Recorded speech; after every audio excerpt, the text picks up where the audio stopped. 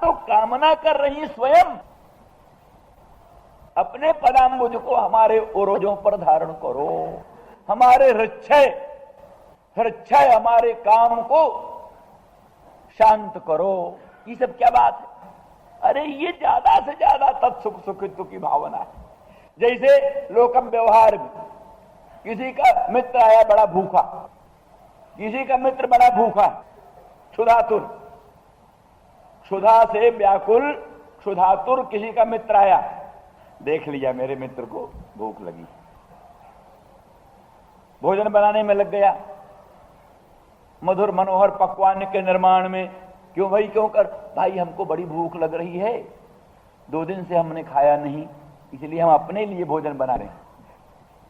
तुम्हारे लिए भोजन बना रहे हैं ये नहीं कहता, और अगर वो कहे कि तुम्हारे लिए भोजन बना रहे हैं, हमको तो कुछ जरूरत नहीं, हम तो खा पी चुके, हम तो तृप्त हैं, हम तो प्रसन्न हैं, हम तो तुम्हारे लिए ही इतना आयास कर रहे हैं, भोजन बना रहे हैं। कहां प्रेम रहा?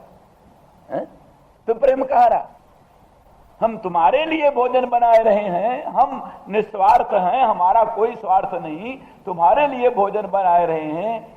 ऐसा करने से मित्र के मन में भी संकोच होगा, वो भोजन करेगा कि नहीं करेगा। लेकिन वहां चर्चा ही नहीं करना आपकी, हम आपके लिए ना, हम स्वयं भूखे हैं 2 दिन के भाई, हम अपने लिए भोजन बनाए रहे हैं, तो उसके मन में कितनी प्रसन्नता होगी। यानी ये कल्पना भी नहीं। आजकल तो करें 1 ठो गाँव 100 ठो, लेकिन भक्ति में ये सबसे बड़ा बाधा, सबसे बड़ी बाधा यही। बांग निष्ठता लाघव है प्रेम का। प्रेम में लघुता लाने वाली चीज बांग निष्ठता, प्रेम को वाणी में ला देना। उत्तम भक्त प्यार करते हैं, भक्ति करते हैं, पर ऐसा यत्न करते हैं मेरे प्रियतम को मालूम न पड़े मैं प्रेम करती हूं, मैं प्रेम करता हूं, मेरे प्रिय को मालूम न पड़े। एक भक्त कहे भाई भगवान का भजन करने को जी तो करता है, पर भगवान न जाने तो भजन करें, भगवान को पता न लगे। और यहां तो पहले भजन करें चाहे न करें, पर सबको मालूम पहले हो जाए।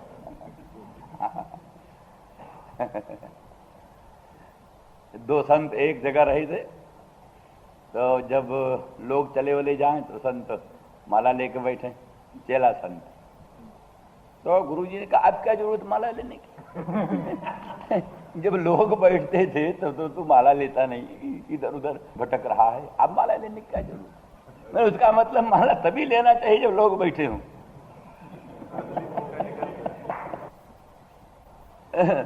तो बड़ा सुंदर 2 श्लोक हैं इसके, 2 श्लोक। आविर्भाव दिनेन येन गणितो हेतुस्तनीयानपि। प्रेम तत्व वो वस्तु है जिसने आविर्भाव के दिन, जिस दिन पैदा हुआ, अपने पैदा होने के लिए जिसने सूक्ष्म से सूक्ष्म हेतु की कभी अपेक्षा नहीं की। कोई हेतु हो तो प्रेम हो, ये नहीं। आविर्भाव दिनेन जेन गणितो हेतुस्तनीयानपि। आविर्भाव के दिन जिसने तनीयान सूक्ष्मात सूक्ष्म हेतु की भी अपेक्षा नहीं, अर्थात बिना हेतु के ही उत्पन्न हुआ। जो सहेतुक है वो प्रेम का है, जो सहेतुक है वो प्रेम ही नहीं। प्रेम ही वही है जो निर्हेतुक। अहैतुक्य प्रतिहता जयात्मा संप्रसीदति। अहैतुक्य प्रतिहता क्या है? सबई पुंसाम परो धर्मो जतो भक्तिरधोक्षजे। अहैतुक्य प्रतिहता जयात्मा संप्रसीदति। पुरुषों का परम धर्म वो है, निष्काम कर्म का अनुष्ठान पुरुषों के लिए परम धर्म है, सर्वोत्कृष्ट धर्म है। ये तो भक्तिरधोक्षजे, उसी से अधोक्षज के चरणारविंद में भक्ति होती है। कैसी भक्ति चाहिए? कहते अहेतु की, ना हेतु फलानुसंधानम जस्याम सा अहेतु की। हेतु नहीं, जिसमें फलानुसंधान की कल्पना भी नहीं। अब प्रतिहता, किसी प्रकार के विघ्नों से जो अभिभूत नहीं होने वाली है। अहेतुक्य प्रतिहता कहते क्यों साहब, हेतु तो यही कह रहे हो, जतो भक्ति जता इस पंचम्यंत से, हेतु तो स्पष्ट ही मालूम पड़ता है। तो कहने लगा अच्छा तो बताओ क्या हेतु हो सकती है, हेतु क्या हो सकता है भगवत भक्ति का। तो हेतु की जहां कल्पना किया है, आदौ आदौ श्रद्धा ततः साधु संगोथ भजन क्रिया ततो नर्थ निवृत्तिश्च ततो निष्ठा ततो रति ही, ये सब जो है क्या नाम क्रम। आदौ श्रद्धा, पहले श्रद्धा होनी चाहिए। श्रद्धा वेदांत वाक्यों में, गुरु वाक्यों में पूर्ण विश्वास ही श्रद्धा। आदौ श्रद्धा तथा साधु संग, फिर उसके बाद में श्रद्धा के साथ साधु पुरुषों का संग करो। आदौ श्रद्धा तथा साधु संगोथ भजन क्रिया, उसके बाद में भजन क्रिया। ततो अनर्थ निवृत्तिश्च, अनर्थ निवृत्ति उससे, ततो निष्ठा ततो रति, ये सब मार्ग है। कहा लेकिन हमको बतलाइए साहब आप, श्रद्धा क्या है? श्रद्धा भी तो भक्ति है, श्रद्धा भी तो भक्ति का ही रूपांतर है। तो अब जब श्रद्धा स्वयं भक्ति है तो ये किससे हुई सो बताओ। इसलिए निष्कर्ष ये है कि कोई दूसरा हेतु नहीं दिखाई देता। जहां हेतु है भक्त्या संजातया भक्त्या, भक्त्या संजातया भक्त्या, यहां एक भक्त्या साधन रूपा, संजातया भक्त्या है साध्य रूपा भक्ति, माने साधन रूपा भक्ति से संजात जो फल रूपा भक्ति। तो भक्ति में साधन रूपा और साध्य रूपा दो रूप है वर्णन। तो कहते इसका मतलब ऐसे ही जैसे आमाम्र पक्वाम्र का हेतु, आमाम्र कच्चा आम पक्के आम का हेतु। यहां दो थोड़ो न वस्तु है जिसमें हेतु हेतु मत भाव हो। असल में आम एक ही है, उसी की अपक्वावस्था पक्वावस्था का हेतु। अपक्वावस्था विशिष्ट आम्र, पक्वावस्था विशिष्ट आम्र का हेतु हुआ। ये इस प्रकार से औपाधिक कार्य कारण भाव काल्पनिक है, जैसे आमाम्र पक्वाम्र का हेतु, इसी प्रकार से अपरिपक्व भक्ति परिपक्व भक्ति का हेतु। लेकिन भक्ति स्वतंत्र किसी से किसी दूसरे कारण से उत्पन्न होती हो, ये बात तर्क से सिद्ध नहीं। इसीलिए सिद्धांत ही है कि जैसे सच्चिदानंद घन भगवान सदरूप से सारे प्रपंच में अनुस्यूत हैं, घट सन पट सन प्रपंच सन, सदरूप से परब्रह्म सब में अनुस्यूत है। जैसे स्फुरन रूप से चित चित चित चिद रूप से स्फुरन रूप से भगवान सर्वत्र अनुस्यूत है। घट स्फुरत पट स्फुरत प्रपंच स्फुरत, स्फुरत स्फुरन रूप से सर्वेश्वर सर्वानुस्यूत है। तैसे इष्टा रसा प्रिया, इष्टा रसा प्रिया, तो रसरूप से भी परमात्मा तत्व ही सर्व प्राणियों में अनुस्यूत है। इसलिए परमात्मा स्वरूप रस ही भक्ति है, परमात्मा स्वरूप रस ही भक्ति है, वो स्वभाव से सर्वानुस्यूत है। जैसे सच्चिदानंद का सदंश सर्वत्र अनुस्यूत है, सच्चिदानंद का चिदंश सर्वत्र अनुस्यूत है, तैसे सच्चिदानंद का रसांश भी सर्वत्र अनुस्यूत है। वही रसांश प्रकट हो जाता है कभी वही भक्ति रूप में, वही कभी अपक्व भक्ति के रूप में प्रकट होता है, कभी परपक्व भक्ति के रूप में प्रकट होता है। वस्तुतः उसका हेतु कहीं से ढूंढा नहीं जा सकता।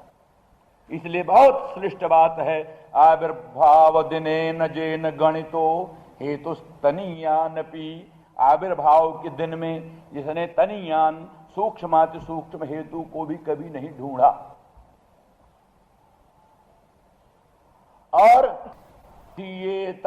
अपराध विधिना, अपराध हो जाए प्रेमी से कभी तो प्रभु फिर क्या उससे है प्रेम कम हो जाए?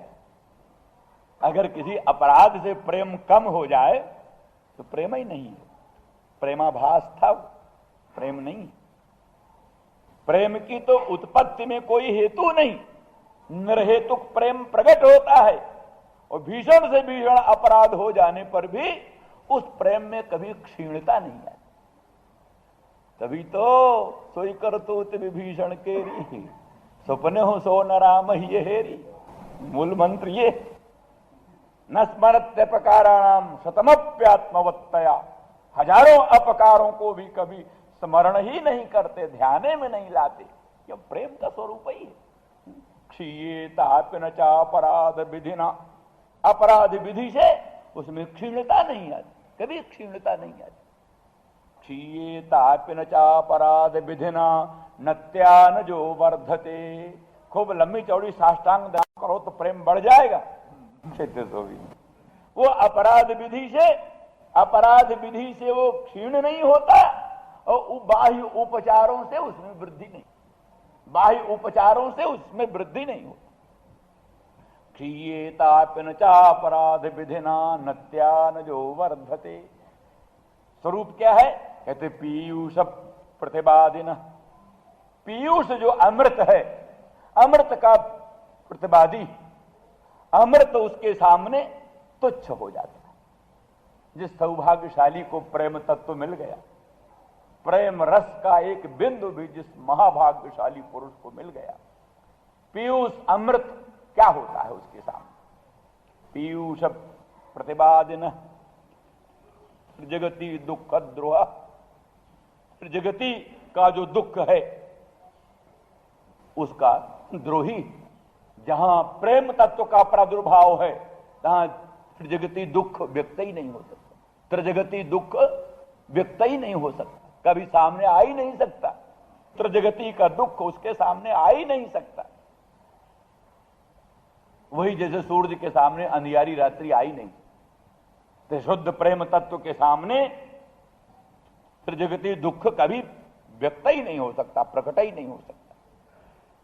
प्रेमणस्तस्य किमद्य, प्रेमणस्तस्य गुरो किमद्य करवई बांग निष्ठता लाघवम।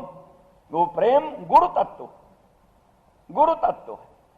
गुरु तत्व जो प्रेम वस्तु है उसको वाणी पर ला देना ही उसकी लघुता करना। हाँ, हमको तो भोजन वोजन की इच्छा नहीं थी, हम तो खा पी चुके थे, अब आप आए थे, आपको देखा भूख लगी हुई है और इसलिए इतना कष्ट सहन करके हमने भोजन पाया। ये वाणी पर प्रेम खुला है, ये प्रेम वाणी पर आ गया। यही प्रेम में लघुता हो, छोटा करें सब कुछ प्रियतम के लिए, पर प्रियतम को कुछ न मालूम। सब कुछ प्रियतम के लिए करें पर प्रियतम को कुछ न मालूम। बांग निष्ठता, प्रेम में लघुता।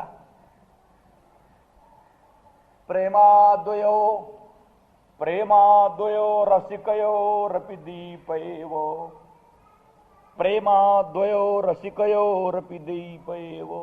दो रसिकों के बीच में प्रेम रहता, दो रसिकों के हृदय में, एक प्रेम का आलम्बन, एक प्रेम का आश्रय। कहीं दोनों प्रेम के आश्रय होते हैं, दोनों प्रेम के आलम्बन होते हैं, और कहीं ऐसा भी चलता है एक केवल प्रेम का आश्रय है, एक केवल प्रेम का विषय। क्या बोलते हैं उर्दू में? माशूक और आशिक, आशिक और माशूक। कहते हैं लैला को मजनू में इतना कोई अधिक प्रेम नहीं था, किंतु मजनू को लैला में प्रेम था। मजनू को लैला में प्रेम। तो मजनू इस बात की परवाह नहीं करता था कि लैला भी हमसे प्रेम करे। लैला प्रेम करती हो न करती हो कुछ नहीं मतलब। एकांगी प्रेम, एक तरफ का प्रेम, शुद्ध प्रेम। ये जो पतंग टूट टूट करके दीपक पर जलते हैं, क्या वो इस बात की परवाह करते हैं कि दीप भी हमसे प्रेम करे? दीप भी हमसे प्रेम करे तो हम प्रेम करें। दीप कहां ध्यान देता है? जल जाओ, 1000 पतंग जल जाओ, 1000 शब्द खत्म हो जाओ, पर तो भी पतंग का एकांगी प्रेम, एकांगी प्रेम पतंग का। ऐसे चातक का भी एकांगी प्रेम, चातक का एकांगी प्रेम, चाहे जर्द प्रेम करे चाहे न करे। वो मांगता है पानी, वो डालता है पत्थर। मांगत जल पविपाहन डारे, जलत जन्म भर सूरत बिसारे। मांगे रटन घटे चातक रटन घटे घट जाई, बढ़े प्रेम सब भांति भलाई। इतना ही नहीं, एक जगह तो एक प्रियतम की ओर से अपमान होता, जितना जितना अधिकाधिक प्रियतम की ओर से अपमान हो, उतना अधिकाधिक प्रियतम की ओर प्रेम का प्रवाह बढ़े। कनकहि बान चढ़े जिम दाहे, तिम प्रियतम पद प्रेम निभाहे। कनक को, सोना को जितना जलाओ अग्नि में, सोना को अग्नि में तपाओ जितना, उतना सोना की कीमत निखर। जितना जितना अग्नि में सोना जलाया जाए, उतना उतना सोना की चमचमाहट बढ़ती। ऐसे ही जितना प्रियतम की तरफ से अपमान हो, उतना ही उत्तरोत्तर प्रेम प्राखर्ज की वृद्धि हो। ये उच्च प्रेम की अवस्था। तो इसलिए, लेकिन उच्च प्रेम जहां है तहां ये है कि प्रेम का दोनों आश्रय है, दोनों आलम्बन है। माने उभय विषयक प्रेम के उभय आश्रय, उभय विषयक प्रेम के उभय आश्रय। इसीलिए आमतौर पर दल प्रेम होता है, तीन दल होता है। एक प्रेम का आश्रय, एक प्रेम का विषय। आश्रय, विषय और प्रेम, दल प्रेम, तीन दल होता है प्रेम का। लेकिन यहां तो प्रेम तत्व ही प्रेम का आलम्बन है, प्रेम तत्व ही प्रेम का आश्रय है, और प्रेम तत्व ही मध्य का प्रेम। क्योंकि यहां तो श्री कृष्णचंद्र परमानंद कंद ब्रजेंद्र नंदन की मंगलमयी लीलाओं में सब कुछ प्रेमात्मक तत्व है। इसलिए प्रेम सार सर्वस्व ही राधा रानी, प्रेम सार सर्वस्व ही श्री कृष्णचंद्र परमानंद कंद। हमने जैसा कि वहां वर्णन किया है, माने राधा रानी के हृदय में रहने वाला जो श्री कृष्णचंद्र परमानंद कंद विषयक पूर्णानुराग रससार समुद्र, उससे उत्पन्न होने वाला जो निर्मल निष्कलंक पूर्ण चंद्र, वही कृष्णचंद्र। और कृष्णचंद्र के हृदय में रहने वाला जो श्री वृषभानुनंदिनी विषयक पूर्णानुराग रससार समुद्र, उससे निकलने वाला जो निर्मल निष्कलंक पूर्ण चंद्र, वही राधा रानी। इसलिए उभय उभय भावात्मा, उभय उभय रसात्मा, उभय उभय भावात्मा, उभय उभय रसात्मा। इस दृष्टि से यहां वही प्रेम का आश्रय है, वही प्रेम का विषय है, वही प्रेम। तीन जाति यहां नहीं, प्रेम का आश्रय कोई और, प्रेम का विषय कोई और, प्रेम कोई और। तीन जाति यहां नहीं है, एक ही वस्तु के ये त्रिधा विभाग हैं। हाँ, तो इसलिए अनिवार्य है दो होना, दो होना। इसीलिए अद्वैत के बाद भी द्वैत की भावना भक्त लोग करते, क्योंकि बिना द्वैत के ये प्रेम जमेगा नहीं। इसीलिए कहा है, द्वैतम मोहाय बोधात् प्राक् प्रजाते बोधे मनीषया भक्त्यर्थम भावितं द्वैतम अद्वैतादपि सुंदरम। तत्वबोध के पहले द्वैत अवश्य अनर्थ का मूल है, लेकिन तत्वबोध के अनंतर गोस्वामी जी जैसे महापुरुष, तत्वविद, ब्रह्मविद वरिष्ठ, और उनका जो भेदभाव पूर्वक रामचंद्र राघवेंद्र के चरणों में भक्ति है, वो इसी कोटि की। जाते बोधे, बोध हो जाने के बाद भक्त्यर्थम भावितं द्वैतम, भक्ति के लिए उनका द्वैत, उनका द्वैत भक्ति के लिए है, क्योंकि भक्ति बिना द्वैत के बन नहीं सकती, इसलिए द्वैत है। और ये द्वैत अद्वैत से भी ऊंचा द्वैत है, अद्वैत से भी सुंदर ये द्वैत है। अद्वैतादपि सुंदर तादृशी यदि भक्ति स्यात् सा तो मुक्ति शताधिका। ऐसी मुक्ति सैकड़ों मुक्ति से ऊंची, ऐसी भक्ति सैकड़ों मुक्ति से ऊंची। पारमार्थिक मद्वैतम द्वैतम भजन हेतवे, तादृशी यदि भक्ति स्यात् सा तो मुक्ति शताधिका, सैकड़ों मुक्ति से ऊंची ये भक्ति। तो अस्तु मतलब दो होना चाहिए। इसलिए प्रेमा द्वयो रसिकयोर दीप एव, दो रसिकों में ये प्रेम रहता है।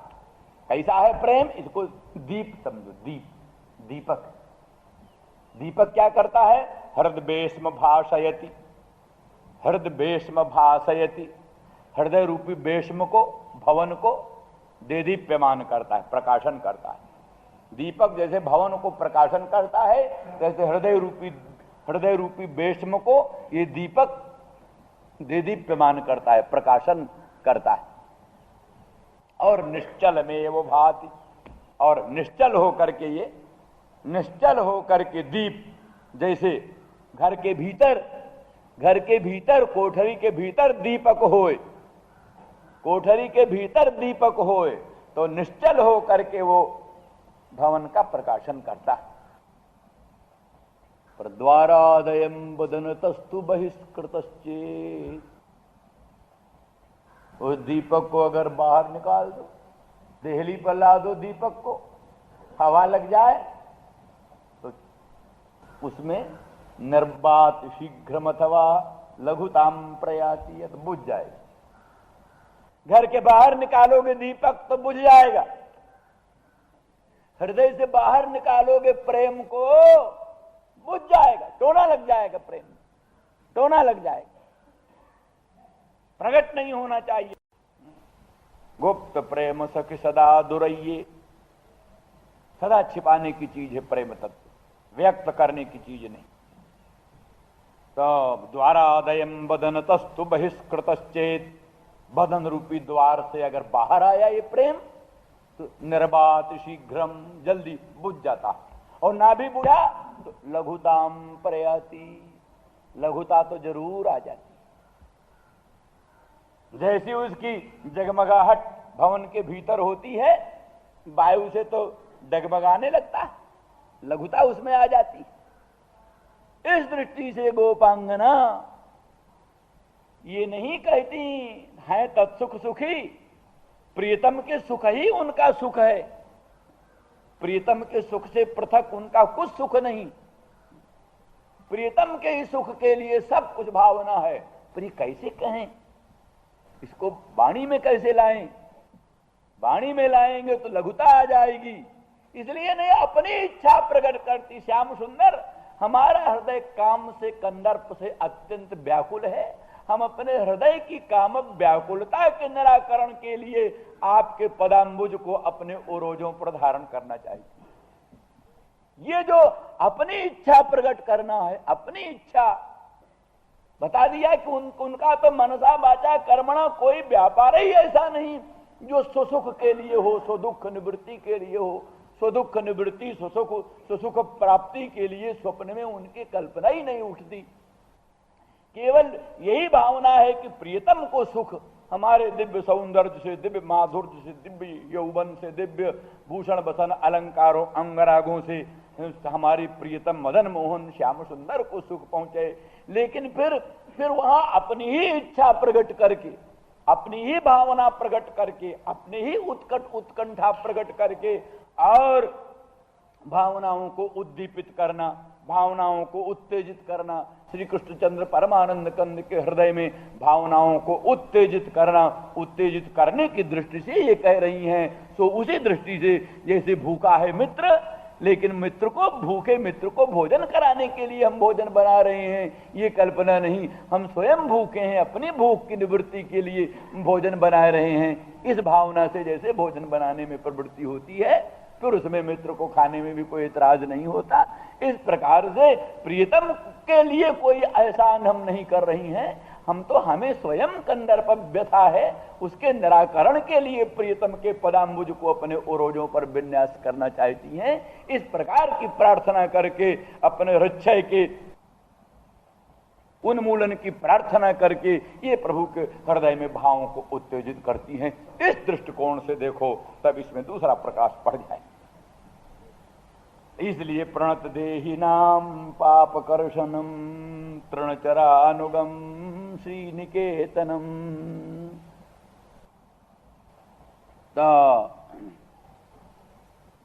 तृणचरानुगम अर्थात वो जो दो तरह की शंका थी।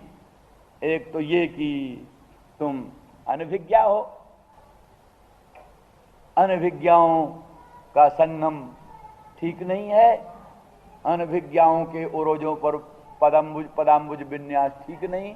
उस पर ये कहा कि आप इतने परम कृपालु हैं, इतने परम दयालु हैं कि जो ब्रज की गायें हैं, पशु हैं, सर्वथा विवेक शून्य हैं, उन पर भी अनुग्रह करके उनका पालन करते हुए उनके पीछे पीछे भटकते थे। यह श्रीधर स्वामी जी तीनों विशेषणों के तीन प्रयोजन अलग अलग। ये तो सामान्य न प्रणत देहि नाम पापकर्षणम, जो भी प्राणी प्रणत हुआ, आपको नमस्कार किया, आपके मंगलमय चरणारविंद की शरण आया, उसके पापों का अपनोदन कर देते हैं सामान्य न। तृणचरानुगम अनुकंपया, ये कृपा विशेष से, अनुग्रह विशेष से। अनुग्रह विशेष से ब्रज के पशुओं के भी पालन में तल्लीन रहते।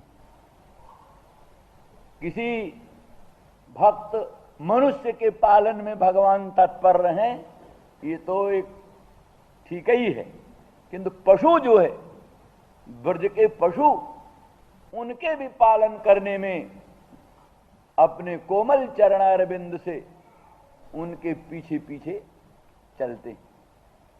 चल से जद ब्रजाचारयन पशून नलिन सुंदरं नाथ ते पदम शिलतृणांकुरई सीदतीति न कलिलताम मन कांत गच्छति।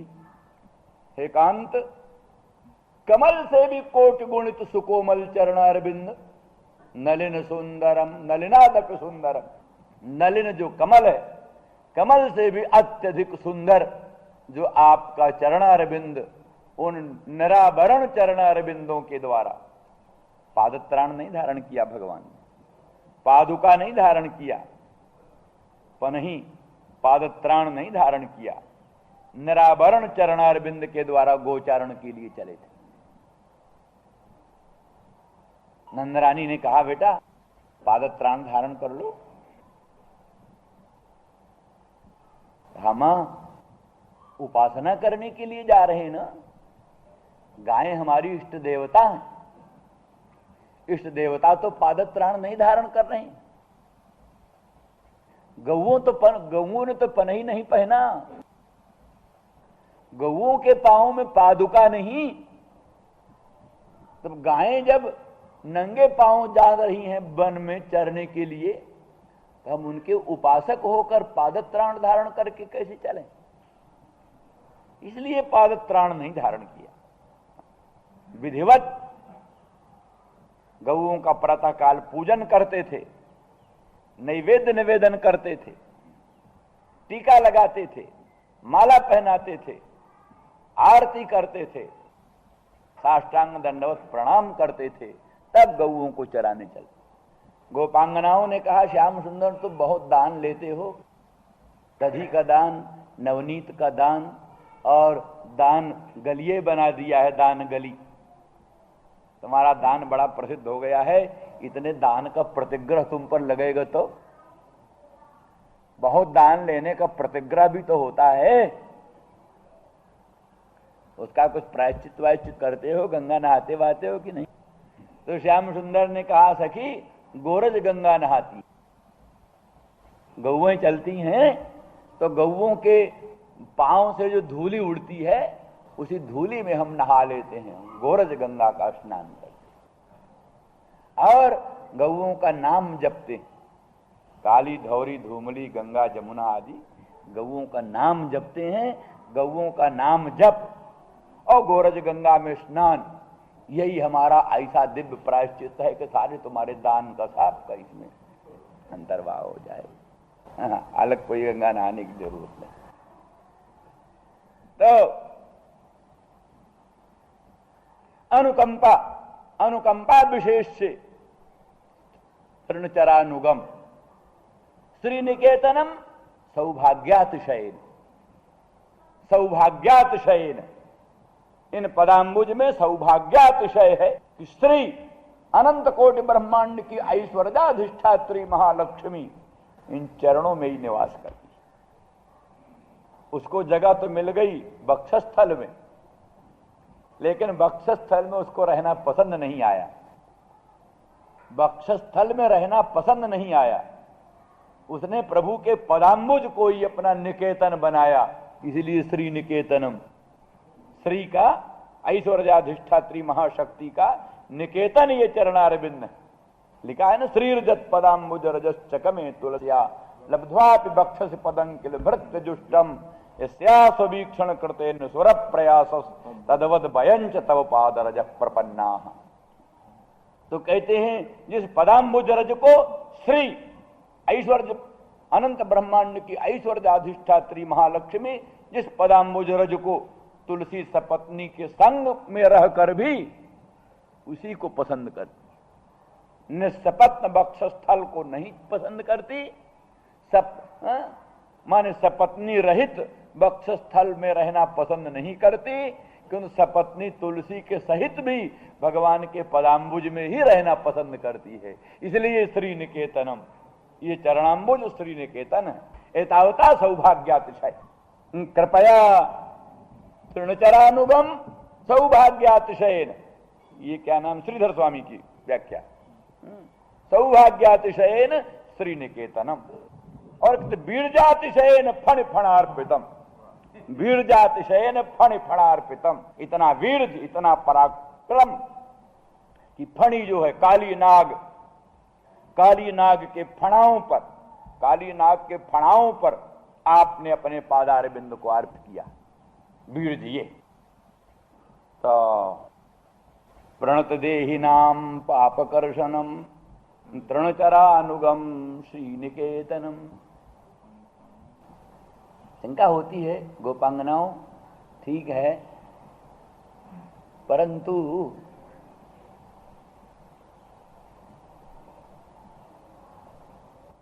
तुम्हारे दिव्य सुंदर ओरोज, उन पर हम पदार बिंद विन्यास करें, ये ठीक नहीं लगता। इतने सुंदर दिव्य सौंदर्य माधुर्य पूर्ण तुम्हारे ओरोजों पर हम पदाम्बुज का विन्यास करें, ठीक नहीं जचता। तो कहते हैं श्याम सुंदर श्री निकेतनम, ये पदाम्बुज तो श्री निकेतन अनंत ब्रह्मांड की ऐश्वर्याधिष्ठात्री महाशक्ति के आवास स्थान, इनके धारण करने से हमारे उरस्थल की शोभा ही बढ़ेगी, उरस्थल की शोभा बढ़ेगी। ये तो हृदय के अलंकार होंगे, आपके पदाम्बुज हृदय के अलंकार होंगे। जैसे दिव्य कमल से आवृत कनक कलश की शोभा जैसे होती है, कनक कलश की शोभा, दिव्य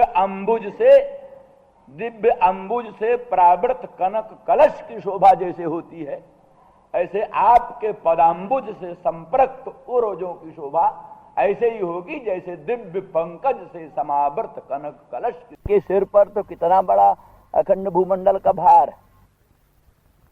अगर जरा सा उनके दुख को जाने, अखंड भूमंडल का भार जो धारण किए हुए हैं अपने सिर पर, और उनके ही अंग पर शेते नारायण सुखम, नारायण सुखपूर्वक सो रहे हैं।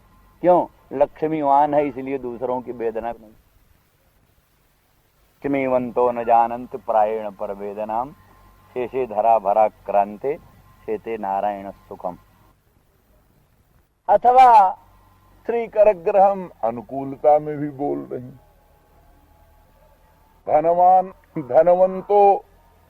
धनवंतो विजानंती करुणा पर वेदनाम, धनवंतो विजानंती करुणा पर वेदनाम। धनवान जो करुण है, दयालु हैं, वो दूसरों की वेदना को जानते हैं। इसीलिए श्री दामानम वासुदेव चकार धनदोपमम, श्री दामानम वासुदेव चकार धनदोपमम। इसीलिए वासुदेव भगवान ने श्री दामा को धनद के तुल्य बना दिया, पूरा पूरा कुबेरे बना दिया। वासुदेव ने, भगवान वासुदेव ने, श्री कृष्ण ने श्री दामा को, दरिद्र को परम कुबेर बना दिया, इसलिए कि वो दूसरों की वेदना को जानते। अनुकूलता का भाव प्रकट हुआ, तो ये बोल दिया। तो इस दृष्टि से विरचिता भयम वृष्ण धुर्जते चरण में युषाम संसृतेर भया। शंका होती है गोपांगनाओं तुम बहुत हो और इतनी संख्या में तुम हो और तुम्हारी अभिलाषाएं भी बहुत हैं, विविध प्रकार की कामनाएं हैं, उनको हम कैसे पूरा करेंगे। तो इसलिए कहते विरचिता भयम चरण मीयूषाम संसृतेर भयात। प्रभु आप तो अनंत अनंत प्राणी जो संसार के भय से डर करके आपके चरणार बिंद का सहारा पकड़ते हैं, उनको सर्व प्रकार से अभय दान कर देते हैं, उनको सर्व प्रकार से अभय दान कर देते हैं। तो हमारा दुख दूर करने में आपको क्या देरी लग सकती है। जो आध्यात्मिक आदि दैविक आदि भौतिक सब तापों से विमुक्त कर देते हैं शरणागत प्राणियों को, जो प्राणी भगवान के मंगलमय चरणार बिंद की शरण हुआ उसके सर्व प्रकार के तापों का निवारण कर देते हैं भगवान। तो फिर हम लोगों के ताप के अपनोदन में क्या देरी हो सकती है और कौन सी अशक्यता की बात। साथ ही संसृतेर भयात चरण मीयूषाम का ये भी अर्थ है कि आपका जो श्रीमद वृंदावन धाम में संसरण सम्यक परिभ्रमण, कमल से कोट गुणित कोमल, कमल से भी कोट गुणित सुकोमल जो आपके मंगलमय चरणार बिंद हैं, इन चरणार बिंदों से, निरावरण चरणार बिंदों से आप श्रीमद वृंदावन धाम में बिहरते हैं। आगे कहेंगे नलिन सुंदरम नाथ ते पदम तृणशिलांकुरई शीदती न कलिल चलस जद ब्रजाचारयन पशून, चलस जद ब्रजाचारयन पशून नलिन सुंदरन नाथ ते पदम शिल तृणांकुरई शीदती न कलिलताम मन कांत गच्छति। नलिन से भी, कमल से भी अति सुंदर, कमल की सुंदरता संसार में प्रख्यात है, पर नलिनादपि सुंदरम, कमल से भी अति सुंदर आपके चरणारविंद है। कहते हैं लक्ष्मी भी अपने सुकोमल हस्तारविंद से भगवत पाद पंकज को स्पर्श करने में सकुचाती। मेरे हस्तारविंद कठोर और प्रभु के मंगलमय चरणारविंद बड़े कोमल है, कहीं हमारे हस्तारविंद का आघात प्रभु के चरणों में न लग जाए। लक्ष्मी सकुचाती।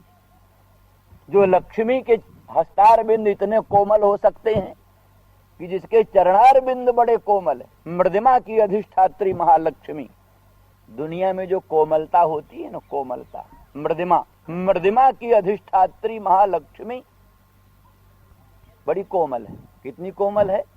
कमल की कोमल पाहुड़ी के भी गड़ने का डर रहता है जिसके चरण में। मृदिमा की अधिष्ठात्री महालक्ष्मी का चरण इतना कोमल है, कमल की कोमल पाखुड़ी के गड़ जाने का डर रहता है। कमल की कोमल पाखुड़ी भी कहीं गड़ न जाए। मृदिमा की अधिष्ठात्री महाशक्ति हुई भाई, मृदिमा कोमलता, मृदिमा की अधिष्ठात्री महालक्ष्मी, उसके चरणारविंद इतने कोमल, फिर उसके हस्तारविंद कितने कोमल होंगे। फिर वो अपने इतने कोमल हस्तारविंद से भगवान के पादारविंद को स्पर्श करती हुई सकुचाती। ऐसे नलिन सुंदरम, नलिन से भी सुंदर आपके चरणारविंद, उन्हीं चरणारविंद से चल से जब ब्रजाचारयन पशून, गौओं को चराते हुए जो आप वृंदावन धाम में बिहरते हैं, तो हमारे मन में इससे बड़ा ताप होता है। आपके विरह से उत्पन्न होने वाला जो कामोन्माद का संताप, कामोन्माद का संताप, इस संताप से भी बड़ा संताप ये, आपके विरह से, विरह व्यथा से, कामोन्माद से जनित ताप से भी बड़ा ताप ये है कि आपके पादारविंद में कहीं दूर्बा, तृण, कोई अंकुर गढ़ता होगा, ये चिंता रहती है, संताप रहता है। इतने कोमल चरणारविंद में कहीं वृंदावन धाम के तिनके गढ़ न जाएं, दूरबा गड़ न जाए, कहीं कोई कुशा का कोई डाभ गड़ न जाए। ये संताप, इतना संताप रहता है कि वो दूसरा ताप उसके सामने नगण्य प्रतीत हो। इसीलिए आगे आएगा ही, जत्ते सुजात चरणाम्बुर्हम स्तनेषु भीता शनै प्रिय दधी महि कर्कशेषु तेना टवी मटस जद व्यथते न किंस्वित कूर्पाद भ्रमत धीर भवदायुषानः। यद्यपि आपके विरहजन्य तीव्र ताप को उपशांत करने के लिए उत्कट उत्कंठा होती है कि आपके मंगलमय चरणार बिंदु को अपने उरस्थल में धारण करें, ऐसी उत्कट उत्कंठा होती है। और आपके चरणार बिंदु को उरस्थल में, उरोजस्थल में धारण करने से संपूर्ण प्रकार के तापों का अपनोदन भी संभावित है। लेकिन फिर भी हमको ये डर लगा रहता है, आपके चरणार बिंद बड़े सुकोमल हैं, हमारे उरस्थल बड़े कठोर हैं, इससे कहीं आपके चरणार बिंद में आघात लग गया, पीड़ा हो गई तो कैसे होगा। इस घोर संताप के भय से, इस घोर संताप के भय से हम तीव्राति तीव्र भवद विरहजन्य तीव्र ताप की वेदना का सहन करती हैं, पर आपके कोमल चरणार बिंद को उरस्थल में धारण करने में हिचकिचाती। इसलिए ये जो संसरण है श्रीमद वृंदावन धाम में आपके मंगलमय चरणार बिंद का भ्रमण है, इसके भय से ही, उसके डर से ही हम आपके चरणार बिंद के समीप में आई। इसी तरह से ये भी बात है कि संसरण जो हृदय में, हमारे हृदय में जो भवद विषयक काम का संसरण है, भवद विषयक आपके संबंध में जो काम है, यानी भगवत संबंधी जो काम है, के विवरण कई बार खूब कर चुके हैं। भगवत संभोग सुख अनंत ब्रह्मांडाधिष्ठान स्वप्रकाश परात्पर पर ब्रह्म स्वरूप जो भगवान, भगवत संभोग सुख, तद विषयनी जो कामना, उत्कट कामना, क्योंकि प्रेमैव गोपरामाणाम काम जगमत प्रथाम, गोपरामाओं का, गोपांगनाओं का जो भगवत विषयक शुद्ध प्रेम, वही काम पद व्यपदेशी। उस काम का जो संसरण, सम्यक हृदय में उसका संचार, उस संचार के भय से, उस संसरण के भय से, संसृतेर भयात चरण मीयूषाम, काम के हृदय में जो काम का संचरण है, उस संसरण के भय से आपके चरणार बिंद की शरण आई। तो उस भय को दूर करने के लिए आप अपने हस्त पंकज को हमारे सिर पर धारण करें। तो आपके हस्त पंकज क्या है? मानो पंचमुख शंकर है। नख जो हैं यही चंद्रमा है। नख रूपी शशि को धारण करने वाले मानो चंद्रमौली पंचमुख भगवान शंकर। तो भगवान शंकर, पंचमुख शंकर यदि हमारे सिर पर विराजमान होंगे तो वो स्मर ज्वर को दहन कर देने में बड़े समर्थ है, क्योंकि उनके दृष्टि मात्र से ही तो स्मर नष्ट हो गया था। इसलिए आपके ये मंगलमय हस्तार बिंद जो पंचमुख शंकर के सदृश शशिधर, पंचमुख शशिधर के तुल्य ये जो हस्तार बिंद हैं, ये हमारे सिर पर विन्यस्त होंगे तो स्मर ज्वर, स्मर ताप तत्क्षण अपने आप समाप्त हो जाएगा। इस अभिप्राय से ही भगवान के लिए कहा कामदम। इसीलिए कहा चौरो जो नवनीतस्य जारो जो ब्रज जोशिताम। चौरो जो नवनीतस्य जारो जो ब्रज जोशिताम। ध्येय सदैव साधूनाम चोर जार शिखामणि, ये श्लोक है पूरा। चोर जार शिखामणि, चौरो जो नवनीतस्य, नवनीत का जो चौर है, नवनीत को जो चुराने वाला, चौरो जो नवनीत, जारो जो ब्रज जोशिताम, ब्रज जोशिताओं का जो जार है, वही ध्येय सदैव साधु नाम, जोगींद्र मुनीन्द्र अमलात्मा परमहंस, जिसका निरंतर ध्यान करते, वही वस्तु है चोर जार शिखामणि। चोरों जारों में शिखामणि। हम कई बार कह चुके हैं कि कोई वस्तु स्वरूप से ही महत्व वाली होती, जप स्वरूप से उत्तम, मंत्र जप जो है सर्वोत्तम कर्म है स्वरूप से ही। कोई वस्तु आश्रय के महत्व से महत्व वाली हो जाती है। जैसे चोरी कोई महत्व की चीज नहीं, कोई चोरी को अच्छी चीज नहीं कहता, लेकिन चोरी का आश्रय जो है, किसी उत्तम आश्रय में चोरी रहे तो चोरी पूज्य हो जाती है। चौर्य कर्म का आश्रय कृष्ण है ना, कृष्ण आश्रय, नवनीत चौर्य का आश्रय कृष्ण। तो सर्वज्ञ सर्वशक्तिमान अनंत ब्रह्मांड नायक परमात्मा कृष्ण निष्ठ चौर्य, आश्रय की महिमा से यहाँ चौर्य का महत्व हो गया। और कई विषय की महिमा से महत्व वाला हो जाता, विषय उसका सुंदर है। जैसे गोपांगनाओं के काम का, काम स्वतः महत्व की चीज नहीं, काम निंद है, नरक का हेतु है, लेकिन उस काम का विषय ब्रह्म था, ब्रह्म विषयक काम था, इसलिए विषय की महिमा से इसका महत्व बढ़ गया। किसी वस्तु की महिमा स्वरूप से ही, जप आदि की महिमा स्वरूप से ही महत्व। चौर्य जो कृष्ण का है वो आश्रय के महत्व से महत्ववान है। ऐसे गोपांगनाओं का काम वो क्या नाम, विषय के महत्व से महत्व वाला। इस तरह से तीन तरह से वस्तुओं का महत्व बढ़ता। यह केवल इस दृष्टि से आमतौर पर श्रीमद् वल्लभाचार्य के अनुसार 10वें स्कंध में निरोध का वर्णन है। निरोध, वो निरोध नहीं, अन्यत्र तो निरोध का अर्थ है, होता है प्रलय, प्रलय, विश्व का संहार, निरोध। पर इनके यहां वो नहीं निरोध है। निरोध है चित्त का भगवान में निरोध, अवरोध। चित्त जो हमारा संसार में भटक रहा है, संसार में भटकने वाला चित्त संसार से हट करके भगवान में अवरुद्ध हो जाए, इसका नाम निरोध।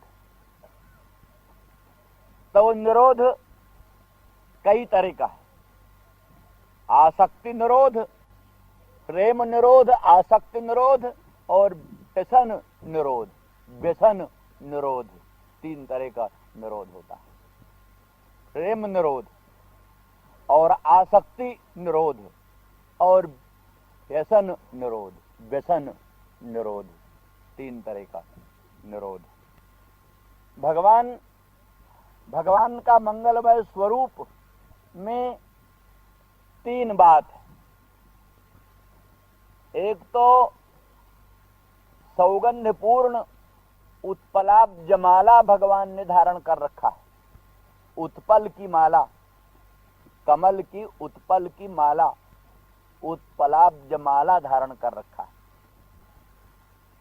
उत्पलाब्ज माला में सौगंध की अभिव्यंजना हो रही, लोकोत्तर सौगंध। भगवान के श्री अंग का सौगंध, भगवान के अंग में विलिंपन किया हुआ जो कुंकुम मिश्रित हरिचंदन, उसका सौगंध है। और उत्पलाब्ज माला का सौगंध है। और रासेश्वरी नित्य निकुंजेश्वरी राधा रानी के मंगलमय श्रीअंग संग का सौगंध है। रासेश्वरी नित्य निकुंजेश्वरी राधा रानी के अंग का सौगंध है। उनके अंग में जो कस्तूरी का मृगमद आदि है उसका सौगंध है। कुंकुम मिश्रित हरिचंदन का सौगंध है।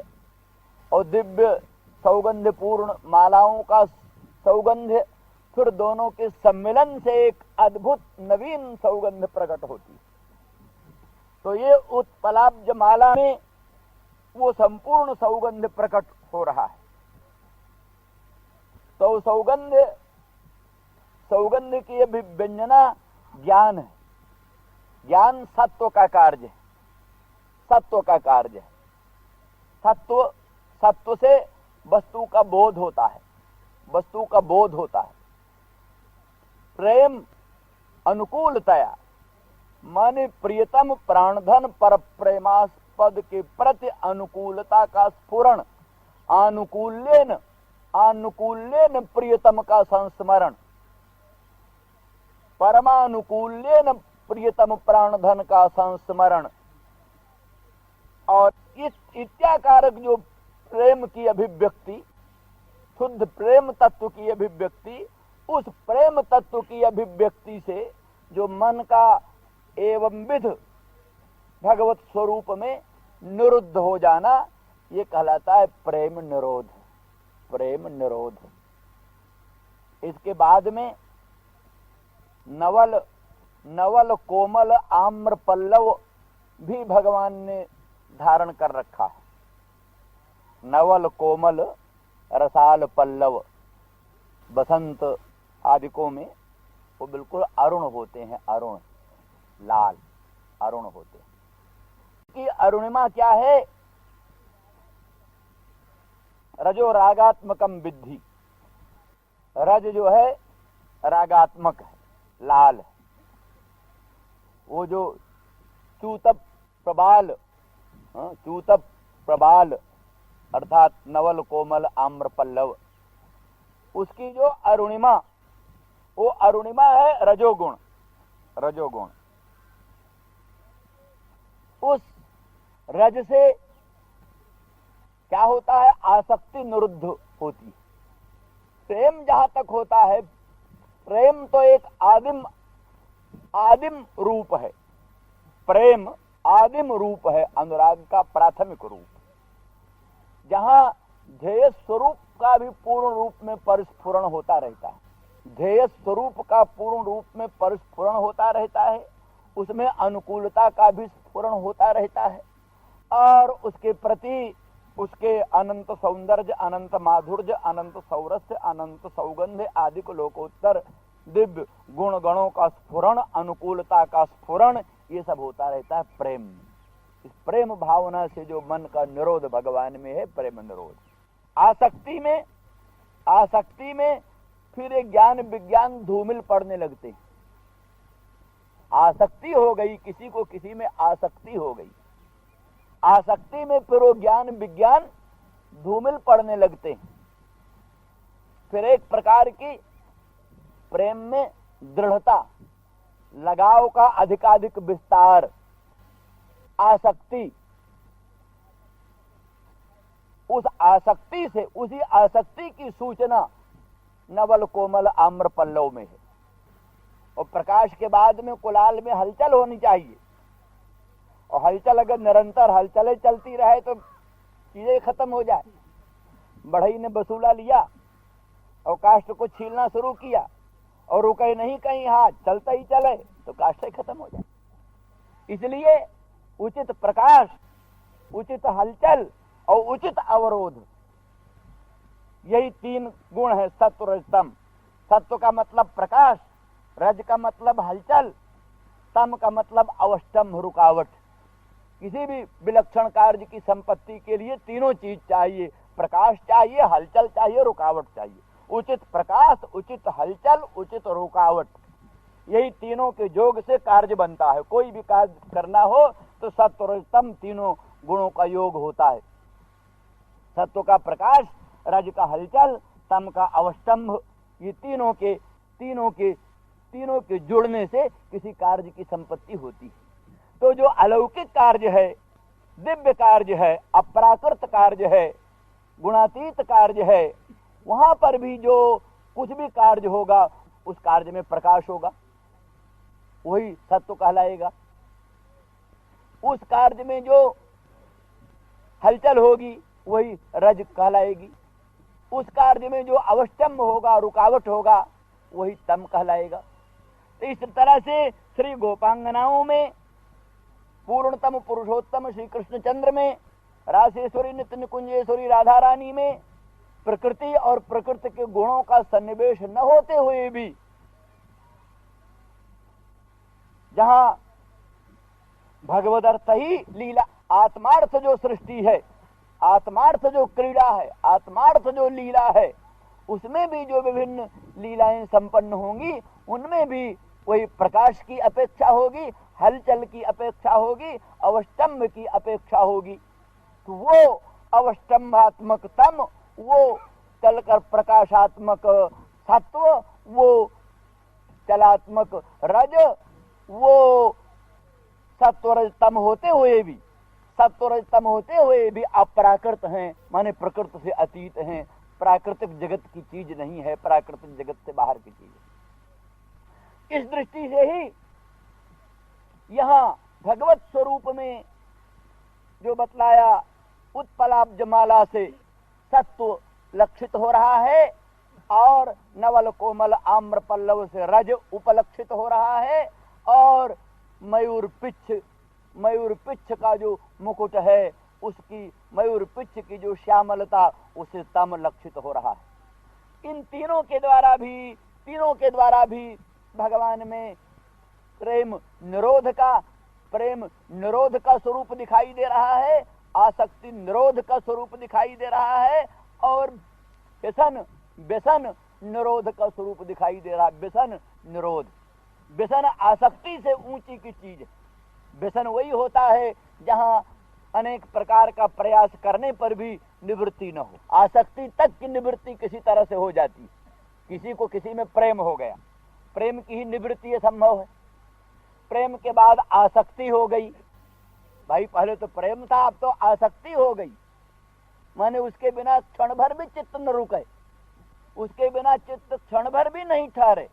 स्वाभाविक अनुराग, स्वाभाविक आसक्ति, जैसे किसी कामी की कामिनी में आसक्ति, किसी कामिनी की अपने प्रियतम प्राण बल्लभ में आसक्ति, इस प्रकार की आसक्ति। और आसक्ति भी किसी तरह से कभी छूट सके, पर जो हो जाता है व्यसन, व्यसन तो कहलाता ही है वो जो किसी तरह से न छूटे। गुरुजन कहें छोड़ने को, शास्त्र कहें छोड़ने को,